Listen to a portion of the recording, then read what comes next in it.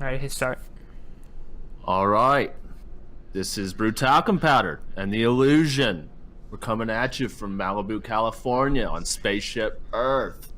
We're giving out positive frequencies here on the Push to Shout podcast. What's going on with you, Mike?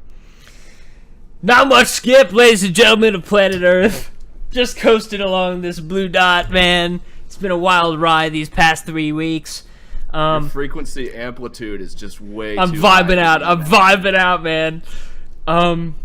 Well, we were talking about Malibu Hamish before we went live. Well, yeah. I mean, I had never heard of him until you just showed me. So I've kind of got this open up in another tab, and I'm ready to go down that rabbit hole at some point. It's a good one. Look up the Thrasher magazine episodes. Those are the best episodes for sure. Malibu Hamish, brah. Okay.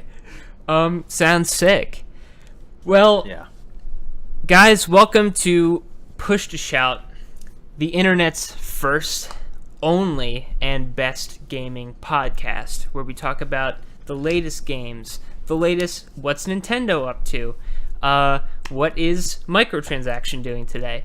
Skippy, what's new with you? Have you been playing cool microtransaction models lately?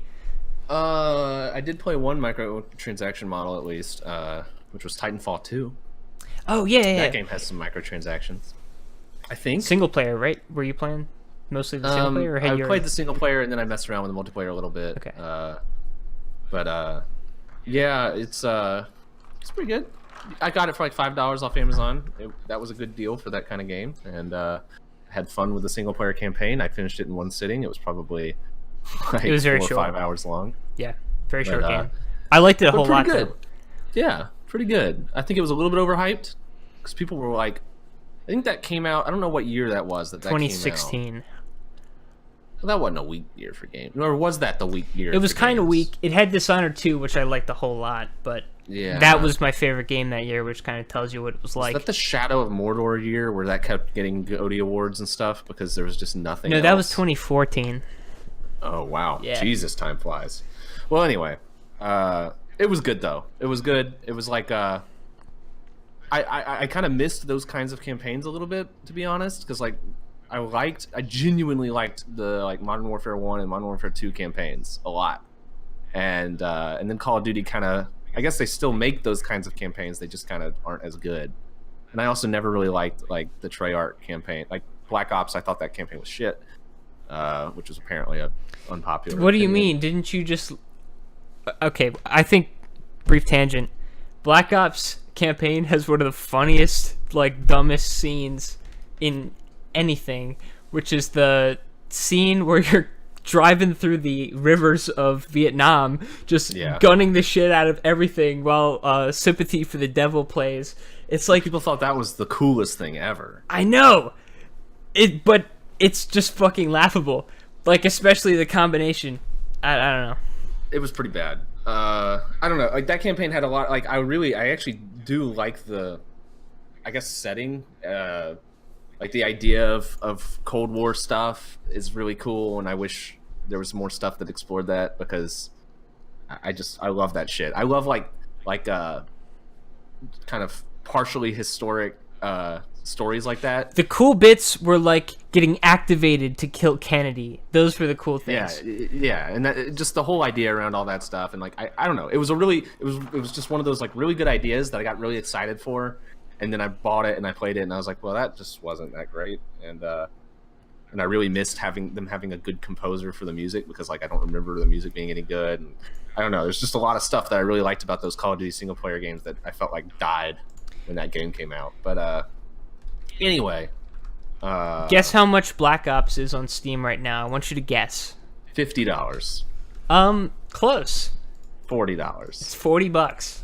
Black Ops 1 on Steam right now is $40. They don't discount their old games. I don't know. Activision just does not do that. So yeah, I I hope people aren't buying that for that price. But anyway, Titanfall 2, it's a good one of those kinds of campaigns. It's got one extremely good, I guess you'd call it scene or level or whatever, that carries the rest of it on its back.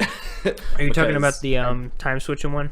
yeah, I feel like that's the reason that everyone was freaking out about that campaign, and that alone is the reason. Like, there's really nothing else that special about it. And yet, Uh, Dishonored 2 has a cooler time switching Yeah. level, and it's like, I don't know.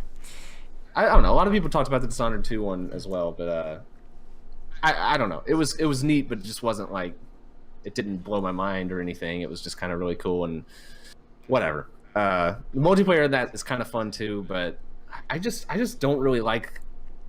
I don't like the Titans. I don't like the Titans all that much. The really fast-paced shooters where you don't really know what's going on, you're just running around the level until you see someone shooting them, is just a little bit too obnoxious for me. I've never really been able to get that far into those kinds of games. Like I always gravitate towards objective-based multiplayer, and even like in games that are kind of like that, if they have like a game mode that's like search and destroy in Call of Duty, or capture the flag. Like if it's Tribes Ascend and you're doing capture the flag, then it's fun because you've got this like specific goal and a place that everyone's trying to get to and all that stuff, where like the action is centered around something and has some sort of logic to it. But when it's just in a big arena and you're just shooting a bunch of shit, including a lot of AI stuff, it gets really old really quick to me. But still, it's a well-made one of those games. What else can you say? And what else did I play? I don't think I played anything else like new. That was about it. Did you play any new microtransaction games? I did play a microtransaction model that we've talked about to death already, which is the final Sea of Thieves beta. Yeah. I'm not going to rehash stuff we've said before. I'll just say one thing, which is I'm having concerns about the like long con of the game. Yeah.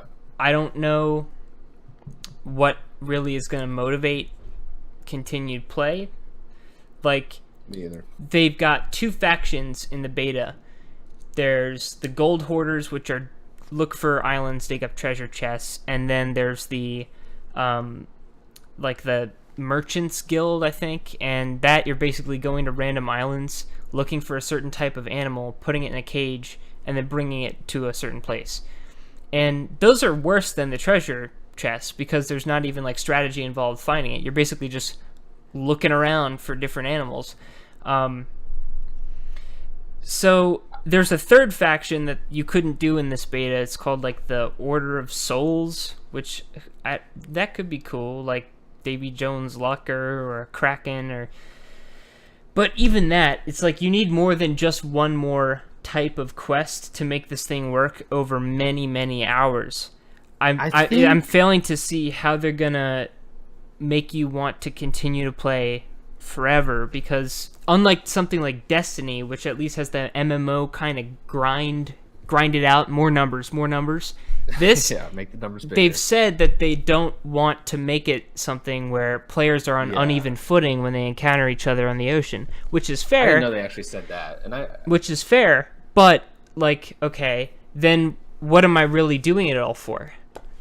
Yeah, I think what they're trying to do is they're trying to make a game that, instead of enticing you with progression, it entices you with fun gameplay alone.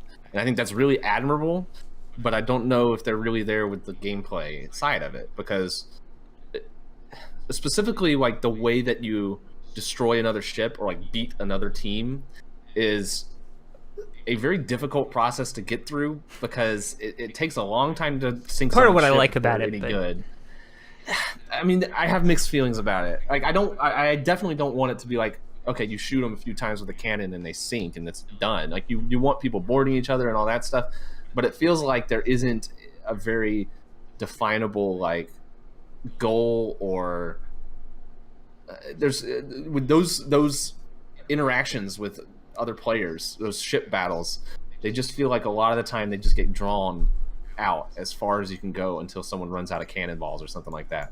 Yeah, and definitely. then even then you're killing people, you're trying to sink their ship, they're respawning, you have to kill them again, they're killing you, and it feels like once you defeat someone and once you have them defeated, it takes another 10 minutes to actually get them truly defeated, because they can keep their ship up for so long and so easily. And I don't know.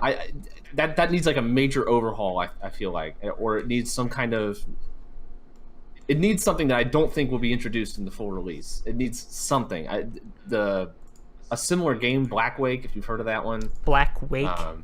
Yeah, it's a similar game. It's a team-based thing, I think, and there's like the teams on the ships are bigger. Like you might have 7 or 8 people on your ship instead of just 4. But I've seen some gameplay of that, and there's quick respawns when you're just like out in the open seas shooting at other ships and stuff, and you get shot, you respawn pretty quickly. But then when you get alongside another ship, you can grapple them. You shoot like a grapple out of your cannon and you pull their ship in. And once you're grappled, the respawns are like 100 seconds. So it becomes this like mini team deathmatch between the 2 ships. And one ship will defeat the other and it sinks pretty quickly and it's done. I feel like that's a better pacing and a better like gamifying. The grapple's big. Concept, yeah. Because right now, and yeah, the grapple's huge. You need more ways to board the other ship because I think jumping in the water and climbing up there with a ladder is just doesn't really. Or the cut it. even more finicky, like stand on the side, pull your sword back, and then shoot where you think their ship's gonna be in 10 seconds. Like, yeah, they do need more options. Needs work, and I don't think that game at release is going to have any of those kinds of improvements. Not necessarily that like specifically, okay, it needs grappling or something, but it just needs something to make those ship battles, I feel like, work better. Yeah. And the best moments in that game seem to sometimes be like almost it basically in spite of its design. There was one stream I was watching, actually. It was a guy playing by himself. He pulls up to an island. There's a boat at the island. It's like there's like a boss island. It has like a boss on it that you can do, and it gives like really expensive treasure at the end if you defeat the boss or whatever. So there's another ship already there. He pulls his ship up next to theirs, goes on the island, finds out they've already killed the boss and they've taken the treasure. And he's like, oh shit. So he goes back to the ship. They've gotten on his ship, mistaking it for their own, and they're sinking their own ship off of his ship, and they've put their treasure on his ship. So he just climbs up, says thanks, kills them, and takes the treasure back to the port. But then, that's good. For literally like 30 minutes or 45 minutes, he's stuck at the port because they found him. They respawned their ship, went to that port, found him. He'd already turned in the treasure chest, but they keep boarding his ship and killing him, and basically just spawn killing him, you know?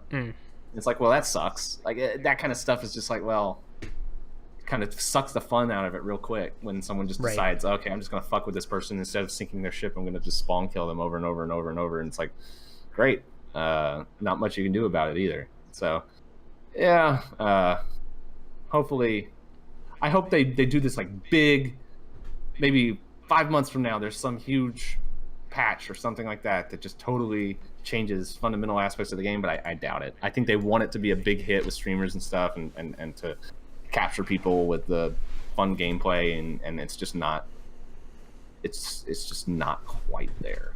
I'll definitely play more of it, but yeah, I can't see it. I can't see it having very lasting appeal. Yeah, I think I'll have my fun with it, and it's a worthy game. It's a worthy game. I appreciate what they've done, and I think it's truly admirable to be like, all right, we don't need progression, just gameplay. That's really, I really appreciate that. I just don't think their gameplay is enough. But who knows? Who knows? I played some of this game, Human Fall Flat. Have you seen it? Yeah. I haven't played that yet. I need to. It's really fun, and not just in the crazy physics engine antics kind of way, even though that is basically the entire appeal. Make sure you play it with friends. It's very easy to connect through Steam, and it's a great co-op experience because you can kind of like game it in certain ways if you have 2 people, but you know you're doing it. Like, there's puzzles where you're supposed to move a box onto a block. If you got 2 people, you can just have a guy stand there. So sometimes you'll just get pissed off, and it's like, okay, just fucking just do this, and we'll get through it. But Also, it's fun from like a almost speed running point of view, where there are lots of ways to skip through the levels because the physics engine is pretty open ended. So you can like kind of exploit your momentum as you shove your way upward and get on top of a wall and like scamper past a couple of checkpoints and then jump onto this other thing and then get over the final door and then just finish the level right away or something. So there's also like good skips like that all through these levels where as you play them over and over again, usually with newer people, they're like barely able to climb and they're just like swinging around, and then you can just leap over them, like finish the level 3 seconds. Not that you'd want to do that with a new player, but it's a lot of fun. Kind of expensive though on Steam. Really? Yeah, it's like $20. And it's how, like, is there a lot to it? Yeah, I don't own it yet. There's there's one of the cool things about it though is that you can make your own skins, so you can like paint in your own skin, or you can take a picture and then of yourself or anything you want and then like stretch it around the model. Is it still in early access? I don't know. Who cares? It's all the same shit. It's like I mean, I guess it does matter, like, as a consumer, I guess. But early access has lost all meaning at this point. Yeah. It's any indie game can basically be early access. A ton of more content or not, or what? Someone asked in the chat, That's a good what's question. the difference in Gang Beasts? I don't know if it's the same people who made Gang Beasts. I don't think it's the same people, and it's a game. Totally different game. Yeah. There's no way to harm other players, really. And you can't even like sustain damage or die, really. So you can exploit the physics as much as you want. You can get crushed under a water wheel and your like neck will break and like crack through the geometry, and like once you establish your grip, nothing can break it. So you can get like a chain of 5 people like swinging off the edge of a level, and then you can build up your momentum to grapple on to the other side and then all climb up. It's fun. It's a fun game, especially multiplayer. Yeah. I also been playing some of that. What is that game? I brought up my Steam a second ago to remind myself. Probably can't be that important. Wolfenstein the New Order. Oh yeah. Yeah. Not much to say about it really. I just fired it up again, and it's a lot of fun, just like I remember it. You said that the new Colossus sucked. You didn't like it. Yeah. I have some very specific problems with it that ruined it. It's like the ending, I remember. The ending, but also like just in general, there's also just mainly the ending, honestly. But it's also just not fantastic. It's just not as good as its predecessor in basically any way. Anyway, it feels like it's just more of it. At first, you're excited because it's like this feels just like the other one. Is the gameplay at least better? Like obviously, or is it not even a big step up there?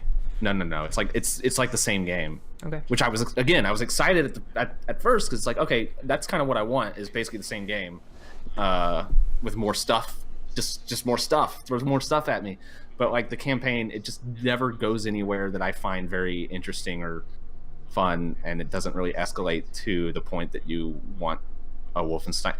It escalates in some ways, but not gameplay wise, and so it's just not. It just doesn't really.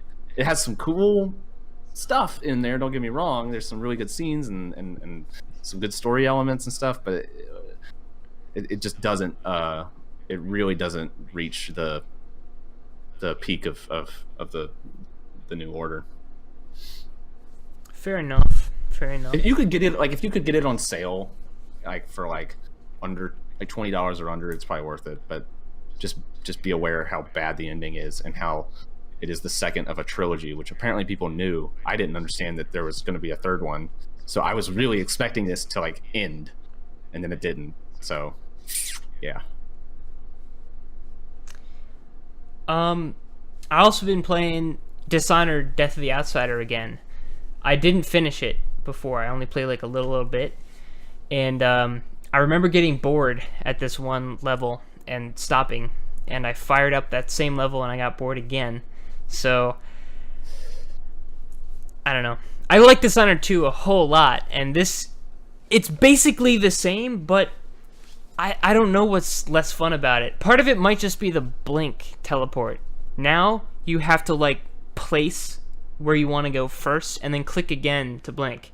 There's like a delay. So it's kind of exploitable where you can put it behind somebody and then wait for something to happen and then pop over somewhere else. But it's not like as snappy and responsive as the gameplay always has been. So that could be part of it. It also might just not be as interesting or designed by their A-team, you might say, because I don't get the same level of quality out of the levels so far. I'm not very far, and who knows, there could be like really impressive stuff, but not super excited about that, to be honest. It's weird how like the littlest things can sometimes turn you off. Like just that small change in the blink like just ruins the pace of it or the satisfying feeling of it. Right, because maybe that's part of the problem with that Wolfenstein game too. I don't know. In the case of the blink, and I'm sure with a lot of like any kind of deterioration in gameplay from something you like, if it's done often in gameplay, like the blink is, where you're doing it several times a minute, possibly. If that doesn't feel good or feels worse than you remember or your players remember, then you've got a problem. Like the core repetitive action of gameplay, if that somehow falls apart from one installment to another, then I don't know. I can't think of a more fundamental problem than something like that. I played something vaguely new. The Rainbow Six Siege had an update. This month they're doing zombies. Yeah! Because everyone's really excited about. Are they Nazis though? No, they probably couldn't get away with that, to be honest. Do you remember? I think it's all right. There were two games that were basically the same game, and I can't remember which is which. I think this was Prototype, where you ran around. You were super powerful. I remember that game. Yeah, New York City or whatever. Do you remember like how everything like there was some sort of infection where it was like red spikes were coming out of everything and it like had that style to it? This looks exactly like that. I actually can't believe how similar it looks. Like if you told me, oh well, it's because it's in the same universe, I would be like, yeah, okay, that because it's literally the same. But anyway, it's that, and they're zombies. They're infecting people, and it's literally just Left 4 Dead. Like you move through a section.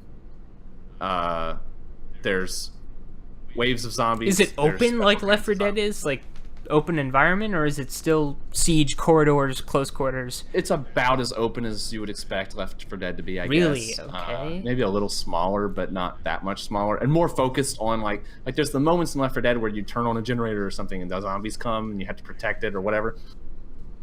There's more focus on that, I think, than there would be in Left 4 Dead, like because you're setting up defenses and you're defending areas basically.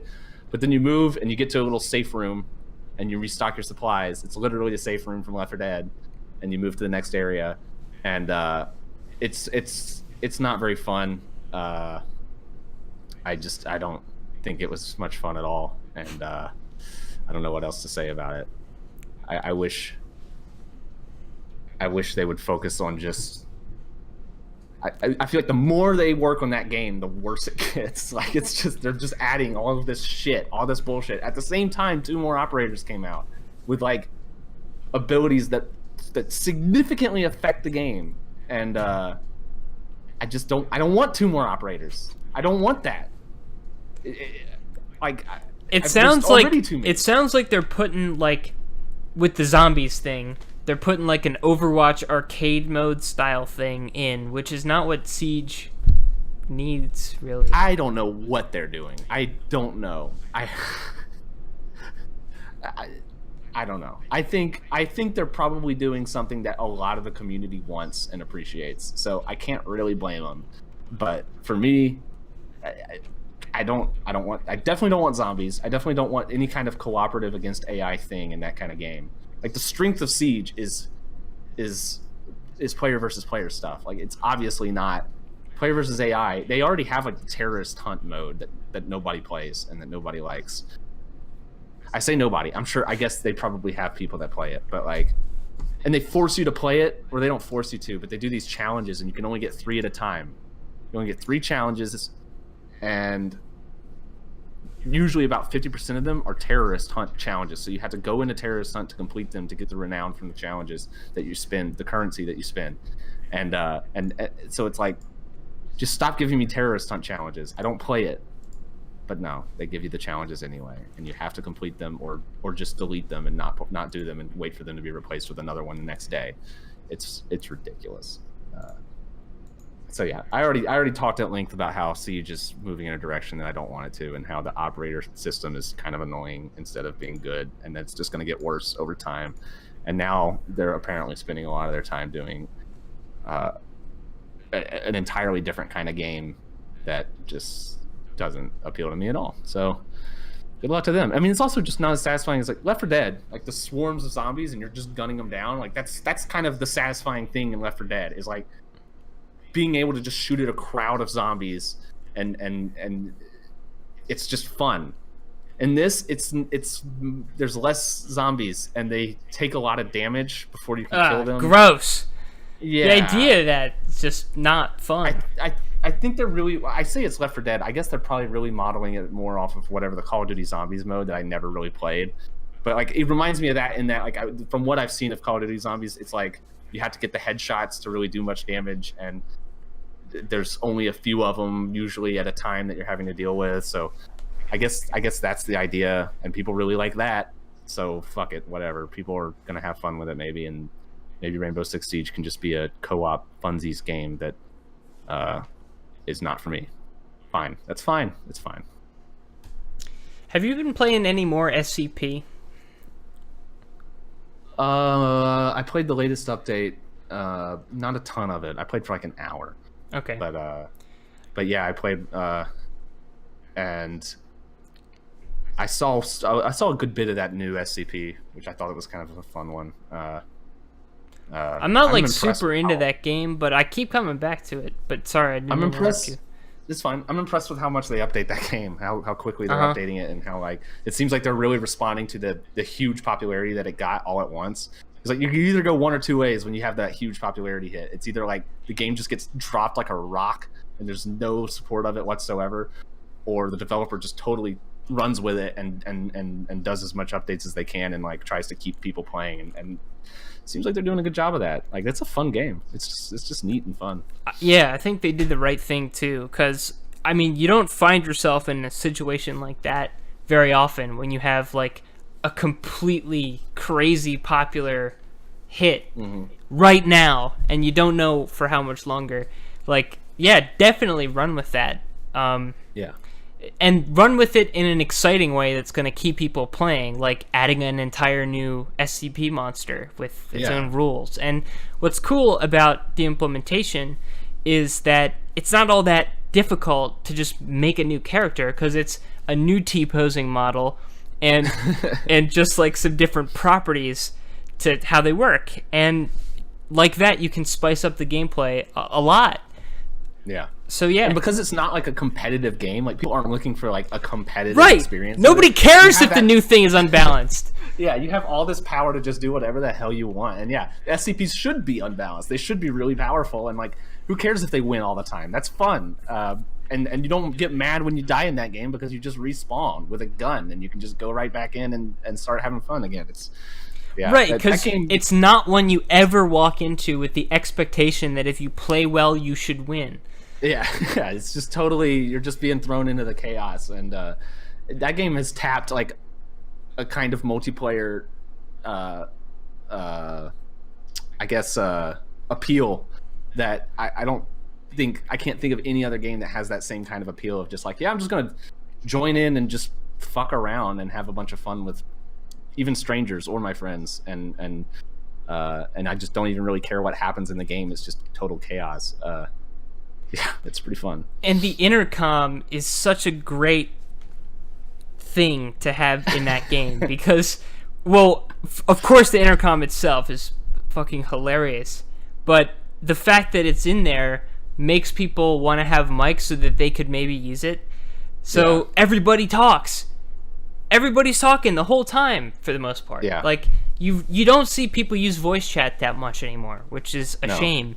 So it's good. It's a good fun and there's game. so many ways they can go with, because they can also do a lot of these, like, I played a tiny bit of the source version of it, and the source version is not very good. I don't like it because it's just super outdated. The way that it plays and everything is like, just you go goes back to a show Source game Unity right is now, and better it's than like, Source. Yeah, but sure, but like the voice chat system sucks because Source's positional voice chat sucks, and the lighting is terrible because it's made by some modders who don't really know what they're doing. But they've got so much content in there, so many playable SCPs, like just tons of them, and then also like map stuff, where like you like walk into a room and something weird happens, or like it teleports you somewhere, or like there's sorts of things like SCP related stuff with the map. There's so many ways that this other game can be like, this game could use stuff like that, and improved, and yeah, it will, because and they'll get the endless hallways are the most annoying part about it right now. Yeah. If they can make a good randomly generated facility with a bunch of shit in it to like do and discover and mess with, that'll be the ideal. Because another problem with the source version is it's just one map, so like you feel like you have to memorize the map, and it's kind of daunting, and like and then once the map's memorized, that's a completely different kind of game, because the random map is like really integral to this, because you need the people wandering around not knowing what they're doing. That's like really important for the gameplay, it feels like. So. And part of this might just be more of the same model of adding another SCP. They can just add more points of interest, and then if they increase the density of those in this big sprawling map of hallways, it'll feel more full. Yeah. So that's exciting. Yeah. It's funny you go back to it, because like I still haven't gone in and just played like on a random server or anything, but I do kind of get the itch. Like, I'd like to just play some SCP for like half an hour right now and just mess around a little bit. That's the kind of thing that Sea of Thieves is going after that I don't think it will. But true. Yeah, it's also takes so long to load that it's a bad hop in, hop out. Not that SCP is like the pillar of technical design or anything, but I don't remember having that long of a loading screen. I could just be remembering the earlier betas. They had serious problems with loading times. Maybe I haven't noticed it. I don't know. Okay, I guess my experience was just different. Get a solid state drive, bitch. I have one. It was running on it. I don't know. I think it was the networks, to be honest. We could have played at different times too. Yeah. Did either of you play SCP Containment Breach? Shatter is asking. That's exactly what we're talking about, right? Containment Breach is the single player one. Secret Laboratory is the one we've been playing. Okay. No. No. I saw it on YouTube years back when I was learning about what SCPs were. But it seemed like that game was like not. Yeah. People didn't nobody played that like seriously, right? That was just like a YouTube bait, not YouTube bait necessarily. I think it was before that though, or independent of it. I don't know. It always seemed like that game looked just janky and unfinished to me. Not that this one also doesn't look that way, but there's something about this one that just I don't know. It's the good multiplayer implementation in this one that makes it really good. And it's pretty easy to get over the SCPs working together. It's just funny. So that's enough about SCP. Have you been playing anything else? Nope. Don't think so. I played a couple games of Fortnite. I haven't really played much of these PUBG, Fortnite, Battle Royale things at all. Yeah. Probably played 3 to 4 games of each of them, to be honest. And Fortnite is I don't know what the actual numbers are, but that game has stolen PUBG's popularity. Absolutely. Which I'm glad, because it is definitely the superior game. It's better. I like it a lot more. I just remember how shitty everything felt to do in PUBG.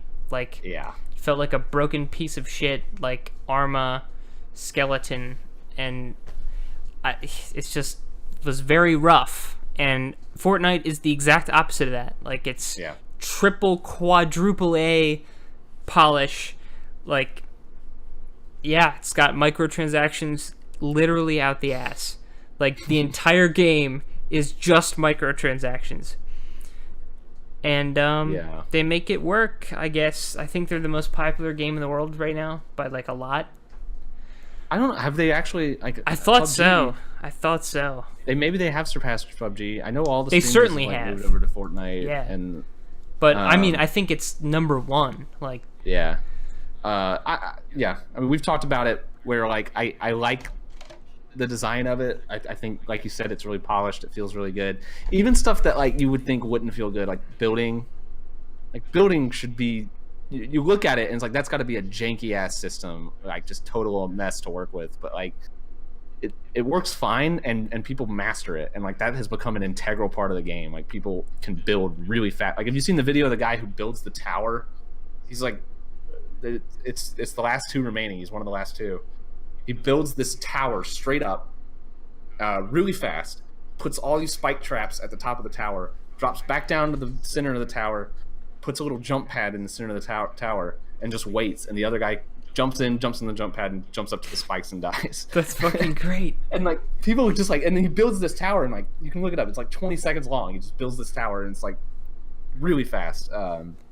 And so that's cool. I like that. I like that it's got that kind of weird. It's got this weird system of building stuff that actually does change the game a lot. It's still a third-person shooter, which I'm not a big fan of, and it's still a battle royale game, which I have mixed feelings about. But boy, am I glad that it finally. Because, like, when I first played it, I was like, well, this blows PUBG out of the fucking water in terms of just polish and being a game that actually works. And so it definitely deserves to be the more popular one, and that definitely has been found by the community. People are just playing the shit out of it, apparently. So yeah, I'm glad that it's winning out over PUBG.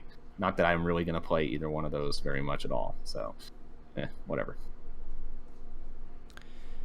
I think that's about all I've played. I watched way more movies and stuff than I probably should have. I did see The Shape of Water. Did you see that? No. It's pretty good. I missed that one. It's pretty good. Pretty good? Yeah. Did you see Annihilation? No.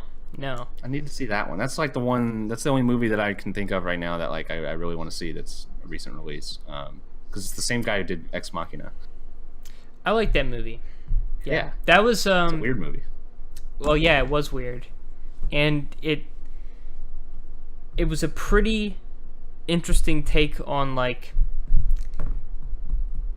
I can't remember who said this, and this is a bad paraphrasing, but it's like, if a lion could speak English, you wouldn't be able to understand it still, because it's so fundamentally different from a human that even if it could form words, you couldn't comprehend its motivation or what it was all about. Now, that's probably not all that true, but the concept still holds true, that if something's very, very different from a human being, but is still intelligent, how can you really engage with it and really know that you're operating on the same basic understanding? And that movie did that. Back in the Malibu Hamish territory here.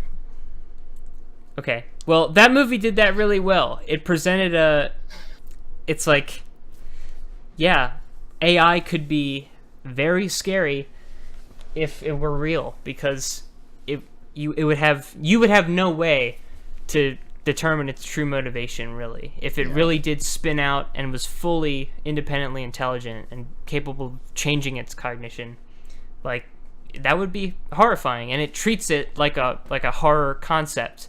So that's what makes it good sci-fi, is, like, just exploring this very specific concept and making a good movie out of it. Ending was weird. Ending was weird, but it's pretty great. Other than that, the ending was like what made it good. Yeah, at first I had kind of mixed feelings about the ending, but I quickly came around on it, because, like, it does feel very out of nowhere. If you don't know what you're getting when you're coming into that movie, it's like suddenly it turns into spoilers. Suddenly it's just like, oh, this is like slasher flick stuff, like, right out of nowhere, and but, like, that's that's part of the fun of it. I do like that. Annihilation, I still don't even really know what it's about. I've seen the previews. I don't know. I didn't even really want to watch it based on the previews, but then I found out later that it was the same director as Ex Machina, and I was like, oh, well, okay, that is probably definitely worth checking out. So, yeah, I don't know if I haven't really been watching much. I've been flying planes. Talk more about that. I want to know about that. I've done like 5 hours of flight time now. I don't know how much there is to say. What have you been flying? A little Cessna. It's the high wing propeller on the front. It's basically what everyone trains in. Very popular plane, very safe plane. Very slow, which is nice. What speeds? Like cruising is like 120 knots maybe. I don't know nautical. It's close enough to 120 miles per hour to be comparable. Okay. And it flies as slow as like if you have the flaps down and everything's going right, like you can fly that thing at like 40 miles an hour, no problem. Like you can fly that super slow, and so that's really good for training because like you want a lot of time to train your brain to do stuff, like because you're going through these procedures. You go through the pattern, you take off, you go around, you circle the airport, you land, you take off. You just do that over and over because there's like all these little things that you're having to do during takeoff and during landing and stuff. And so if the plane's slow, you get a lot of time to do those things and think about them and recover from a mistake and that kind of thing. So yeah, that's what I'm flying. That'll be the only thing I'm flying during private pilot license. I plan to do an instrument rating where I think I'll be in like, I actually don't know what they train in for the instruments. It might be like it's probably a low wing single propeller plane, like a little bit faster with like landing gear that actually deploy and retract and stuff like that. And then if I get like a multi-engine, then I'll be doing a bigger plane and all that stuff. We'll see where it goes. But for now, just that little Cessna. And yeah, it's fun. It's neat. It's very difficult. It's actually, in some ways, it's not that difficult, but in some ways, it's like way more difficult than I thought. Like flying the actual plane, just keeping it straight and level, can be a struggle when like if it's sunny outside and there's a lot of updrafts and the wind is changing a lot. Like that plane moves around, man. You have to really struggle with it just to get it to do what you want. And the flight controls are like really way more tactile than I thought they would be. Like you really have to give it pressure to do something. Like you're really feeling the pressure of the wind on the flight controls and everything. And it's rough. it's like learning to drive a car, but you're driving in like a old beat up pickup or something like that, and like just really like no power steering or anything. It's neat. What's like the windiest it's been when you've gone up there? Like, has it ever been windy enough where you're like, this is kind of scary? No, because we specifically go up when it's not that windy. But you surely must catch like a gust. Yeah, so there were a couple days where we didn't fly where it was like the wind was like 20 knots gusting 25, which is that's like the limit. Like if you're at a crosswind, that's like the limit for the Cessna. You can't land it in higher wind because you won't be able to face straight on the runway. But we didn't go up on that. But my first landing, actually the first time I went up, he let me land, and my first landing was in not a strong crosswind, I would say, but enough to, you're coming in and you're on the runway center line, and the plane is pointed like, it was more than 20 degrees to the right. Like I was looking out the side. It might have been even 30 degrees, and I was looking out the side as I was coming in, like having to crab it in at an angle. And that was a little weird. Like I just wasn't expecting it to. I wasn't expecting to have to fly the plane in such an odd direction just because of that relatively small crosswind. So that was a little weird. I haven't really had anything scary happen. There's been twice now, right before I'm coming to touchdown on the runway, I've hit. I guess it was either wind from behind, like the wind changing direction and losing a little bit of lift, or it was an actual downdraft pushing me down. but like suddenly the plane's just dropping to the runway and you have to pull up really fast. So that was a little weird and fucked up a couple of my landings, but no, we just avoid the windy days. We'll go up at some point in the wind once I'm like more proficient with landing it consistently, just to see how it feels and all that. But no, nothing weird yet. I did get on takeoff. I did get caught in a. We operated out of an airplane where like the actual airliners fly out, like big 737s and stuff, and I got caught in the wake turbulence of one, and those things put off a lot. Wake turbulence, it's not the engines, it's really the wings that are putting off this turbulence. It like creates like a spiral turbulence, or two of them really, because of each wing, and it's really significant because like if you think about what keeps like keeping an airplane that weighs a ridiculous amount, like an airliner, just like a hugely heavy object having to fly in the air, you can think about like the amount of air that it has to displace down in order to get that lift upwards is a lot of air moving down. So it creates these huge updrafts. And I'm in a tiny little plane, and when you hit those updrafts, I was actually full deflection to the left, and the plane was drifting to the right. That's how much it affected it. I was like sitting there just like full to the left, trying to roll the plane to the left, and it was just slowly going to the right. And then I got out of it, and I was like, holy shit. The flight instructor was like, yeah, that's how it goes. It was pretty crazy. That's cool. Yeah. When are you on track? Like, what's the timeline for this? When are you going to be? I'll have my. When are you going to be flying me from New York to Los Angeles? I'll probably have my private license within 2 months, almost definitely. There could be some delays, just a week or two where I'm not going to be able to do some training, and so that's going to delay it a little bit.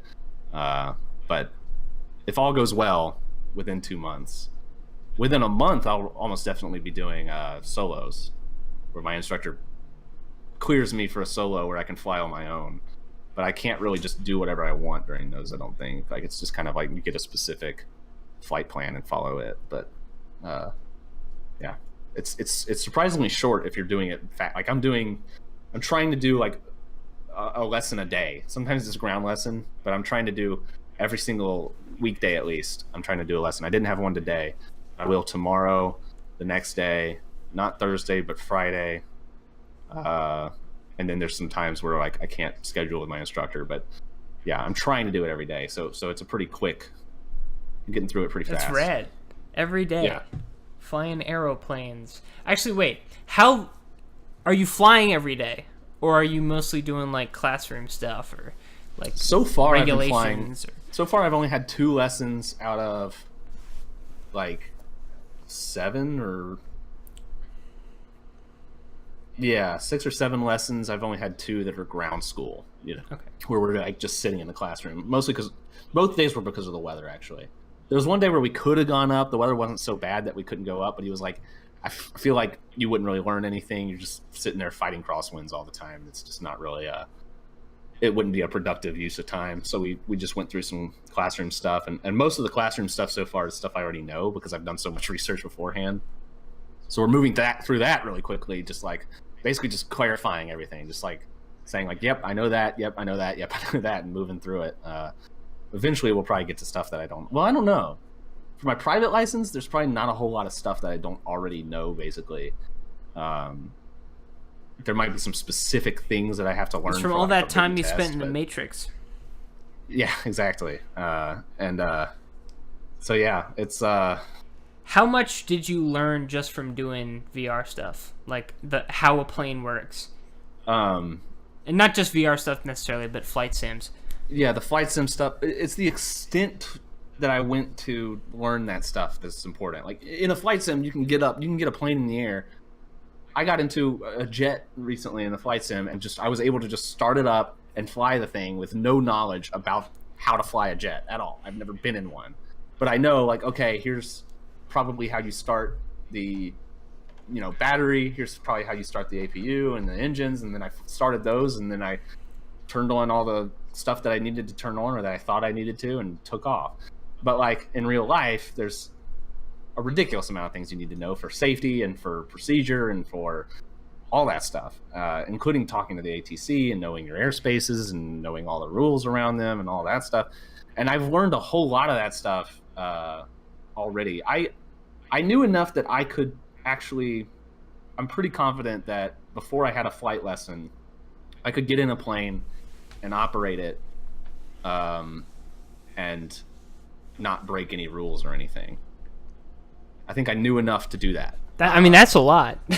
Yeah, it is. It's a lot of like communicating with the ATC alone is a big deal, and making sure you know how to operate the plane. It's a relatively simple plane, but like, you know, it's not like a car. You're having to mess with the mixture and stuff like that, where like it's just stuff you don't have to do in a vehicle that you're used to, and trim it out and operate the flaps and know what the limits are of the airplane as far as like you can't extend the flaps past a certain speed or you'll break the plane and potentially crash it and kill yourself. And so there is a lot to know, but yeah, I feel like I learned basically all the basic stuff that you need to know to fly the plane. I already know.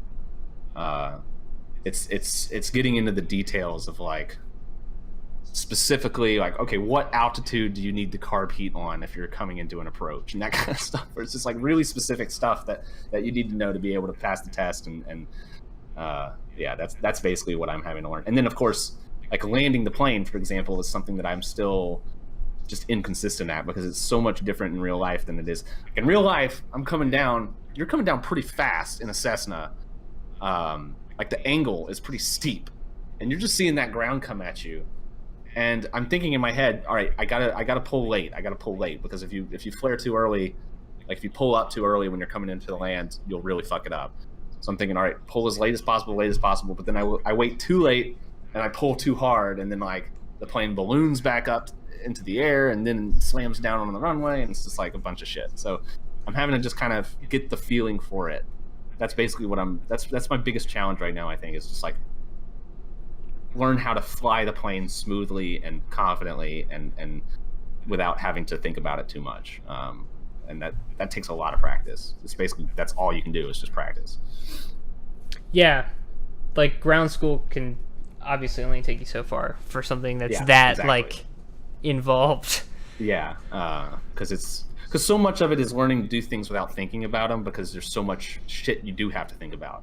So if you're thinking too much about flying the plane, then you're not thinking about stuff that you need to think about, like, okay, you know, what, well, I won't get into the specifics, but there's just a bunch of shit that your brain should be doing while you're flying the plane without thinking. And instead, I'm having to fly the plane, and it's taking up, you know, 75% of my brain power already, and the other 25% isn't enough. So, yeah, just practice. Well, I don't have anything nearly that cool. That is still really awesome that you're learning how to fly an actual plane. Yeah. You're probably just going to keep renting, I would assume, unless you've stumbled into a private fortune. Yeah, maybe one day. That's good, and now you can shoot for that. You're like, one day I'm going to get... What would be like the dream plane? Do you have one in mind? If you were handed $20 million, it's not an issue. If I was handed $20 million and it was like, you can only spend this on a plane, spend it on a plane right now, I would probably get like a... there's planes called TBMs. They're prop planes, but they're turbine prop planes. So they've got a jet engine inside, but it turns a propeller on the front. They're really fast. You can go really high. They're very neat, very nice. They have a lot of cabin space, but not enough to be like a huge plane. I would potentially get like that, or like a multi-engine plane, like a King Air or something, where it's got 2 turbine props or something like that. But realistically, I would be looking at something like there's something called like a Mooney or a Beechcraft Bonanza, which are just neat little low-wing propeller planes that are relatively fast, but not ridiculously fast, and they don't take a ton of fuel or maintenance or anything. So they're kind of affordable, middle. They're jack of all trades kind of thing, where it's like it'll get you further than a Cessna and faster, but not so much that it requires this ridiculously powerful engine that costs a ton of money. Mainly, money that you're spending on the plane is like maintenance and annual inspections and stuff like that, which the more complicated, the more expensive the plane, the more expensive that stuff will be, and you'll be paying for that stuff for as long as you own it. So yeah, that's the more realistic option. But still, although you would be surprised how cheap you can get a plane for. How much are they? Plane, like an old one, which there's plenty of perfectly fine working old planes. The one I'm flying in, I think, was made in like the 70s at the latest. You can get one from like that era or like the 60s even, and spend like the price of a new car, maybe like between like 30 and 50,000. Oh, that's not bad. Yeah, and then it gets more expensive as you add like nice avionics, or like if the plane's been upkept really nicely and it's just super nice and not just like beat up piece of crap. Okay, so that's less than I was expecting. That's like attainable. It's surprisingly affordable, but then you got to think about like, okay, I'm gonna have to park it somewhere, which is gonna cost something, definitely. True. Just as long as I own it, because you have to find a place to park it at the airport. You can't just put it on the trailer and take it home. And then I'm gonna have to do annual inspections, which costs money. I'm gonna have to do maintenance, which is just an inevitability, which costs money. And then fuel, which costs money. So that's where you really have to look at like, okay, over the long term, how expensive is this going to be to just have and maintain? And ideally, what a lot of people do is like they enter a flying club where multiple people own the plane and they rent it out, and they're able to fly a plane, but they don't have full ownership over it, and they can't always fly it because maybe it's rented, but they're able to fly it enough that they think it's worth it, and they're not paying all that much for it because they're in it with a bunch of other people. That's a really common thing to do. Or like, I've got a friend or two who also flies, and we can do joint ownership and just split the cost in half or in a third, and that's huge too. Because like, chances that you're both going to want to fly at the same time are relatively low, so it's a pretty good deal if you do something like that. You just have to make sure you're finding someone that you want to get into co-own a plane of an airplane with, which is a big deal. Plus all associated costs. Okay, yeah. Yeah. So in the short term, you just think of renting, and renting is expensive, but not so expensive that it's just absurd. I can't even give you a ballpark with renting, but I know it's doable. Just not all the time, but yeah. Well, in less exciting news, I might have talked about this like tail end of last podcast. Just stop me if I did. But I got a new monitor. Got a 2K 165 hertz 2K? monitor. They actually don't have 4K 165 IPS screens yet. They're making one. It's probably going to be like $1,500 or something when it comes out. Like, no way, man. But this is basically like perfect. 27-inch monitor, which is bigger than what I had before. I can kind of use this one like a TV. You can see that like my bed's right there.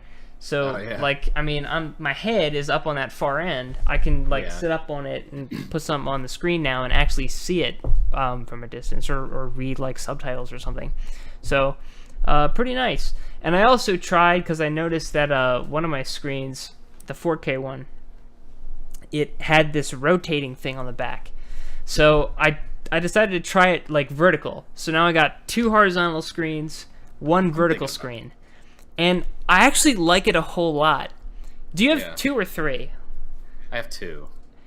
Like, 3 is nice, especially like for work. But most of the time, if I'm just like going on the internet, I'm only using 2. And that's because it becomes so much horizontal space to like scan that it just becomes annoying.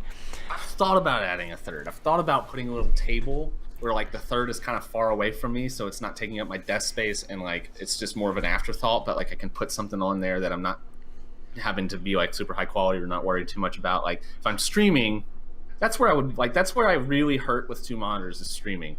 I'd love to be able to put like my actual stream stuff like OBS and stuff on a monitor, and then also have a second monitor for whatever I need the second monitor for that's like fully available, and then the game monitor. Because right now I'm doing a lot of alt-tabbing around Windows and stuff, because my second monitor just doesn't cut it. If you're streaming, and you've been streaming more than usual, I think in the last like several months.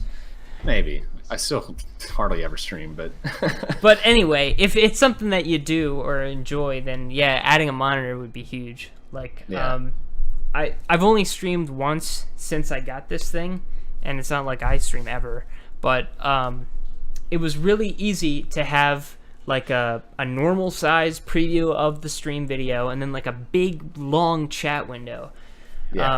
And all that is just off to one side, and it's pretty compact, horizontally speaking, of a vertical screen.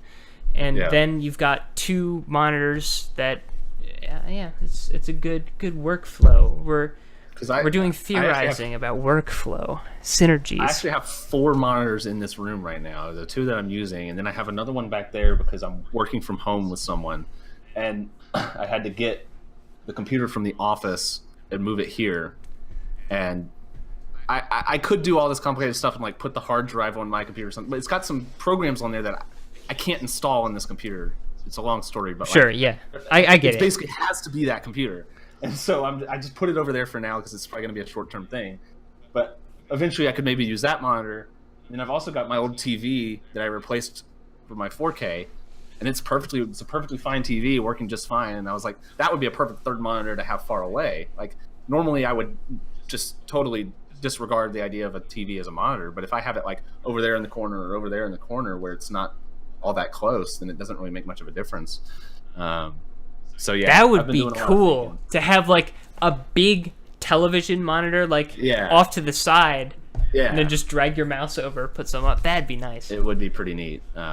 So maybe I'll get around to doing something like that. I'd have to figure out how the ports work on my computer because I guess I've got 2 HDMI and I'm only using one. You put the lime in the coconut. That is how they work. But yeah, maybe one day when I get less lazy. I mean, I bought a new hard drive like a month ago, and it's still sitting over there, not being used. You haven't put it in? Why? No, and it's the easiest thing to install, and I just haven't gotten around to it. I'm just like, whatever. I'm just a lazy piece of shit. Okay. Well, really, part of the reason is because I would like to transfer my entire operating system onto it, and no, it's what a pain. I've never even gotten that to work without problems. Really? Like every time I've done a transfer of an existing install of an operating system to a new drive, it's always presented issues and not worked. Yeah. And I've done it right as far as I could tell, and I don't know, you can save data, but like keeping the install like working and alive, it just something always breaks. I don't know what it is. Well, I feel like I do a clean install of Windows every like few years anyway, so maybe by the time I do that, I'll have that new hard drive in there. But yeah, I should probably just stick it in there and just let it be a drive and not worry about it, not worry about transferring Windows or anything. And you're right. I mean, it's the easiest thing in the world. I could do it in like 10 minutes right now, but fuck it. In my case, not that anyone cares, but in my case, the worst thing about it is the hard drive bays. Like, I don't know who designed this thing or what they were on when they did, but they make like the cable parts that plug into the back of the hard drives, that like you put the hard drives in a tray, slide them back, and then the part with the ports is like facing backwards because there's not room to put it between the case and the like the door of the case and the bays. So you've got all this stuff way back where you can't reach it, and doing anything hard drive related in this thing is a fucking nightmare. Like, it takes an hour easy. So, well, another embarrassing thing for me to admit is that I have a hard drive lying on top of my other hard drive in there, totally unsecured, just chilling, just lying there with a plug in it. I don't want to tip my computer over too much or anything, or it could just like fall off. Yeah, at least you're not moving it for VR. No, I'm not really moving it around or anything, and like I know it's there, so it's not that big of a deal, I guess. But the problem is like it was a tiny little hard drive I bought, like the little SSD, and it couldn't fit in any of the bays like properly. And I think I've got it like partially secured, but it can definitely move a little bit. because who cares? I just can't make myself do cable management and all that garbage. Actually, the cables are relatively well managed in this one. I care about keeping my the back, but I care about keeping my cables like out of my computer organized. I don't like having cables everywhere, but inside, I wish like, I was better about if that. it's working, I don't really care all that much. I have this issue where I've got a million things that require cables, and I can't tie any of them together because I'm moving them around constantly. I've got the joystick and throttle that I want to be able to move from over there to over here. I've got my microphone that I want to be able to move around. I've got this track IR thing that I want to use, and so I have to move it. I've got VR, and it's just all this shit that like it's constantly moving from my desk to a table over here, and like I've just got cables everywhere, and I just try to keep them out of each other's way, but it's a kind of nightmare mess. It's not great. It really is not great.